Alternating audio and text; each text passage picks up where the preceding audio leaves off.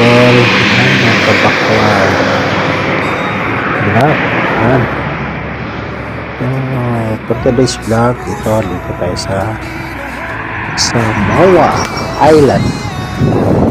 The island of Dwayne Johnson. Ayan. Itong umaga papasok ako sa trabaho. Ayan. Lalakad ko. Ayan. Ako. Maglalakad kami papunta sa trabaho. Maraming sa bahay. Papunta sa bahay. Yung mga bus nila. Yung kalsada dito sa Samoa.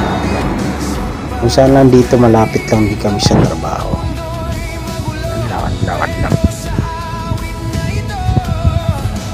Yan ang view dito. Yan. Makikita niyo yan. Ganito yung mga OFW dito, no? Since dito, ayan, taxi, kahit yung taxi dito. Parang Pinas lang na taxi, medyo bulok. Hindi naman kaganda. Parang Pinas lang ng taxi. Ayan, nadadaan ko yung Jordanes na ano, yung coffee shop na may pizza. Yan, yung ano na yan, yung building na yung white building na yun ng medical clinic din yan mga idol. Since medical clinic tapos hotel, paliguan, parang resort, ganon. Yan, nilalakad ko lang yan.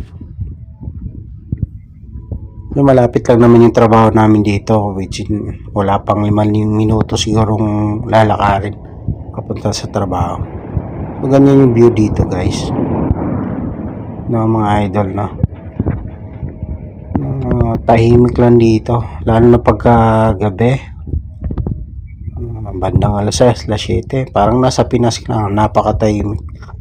Since parang nasa probinsya ka lang, na legit nasa probinsya ka lang.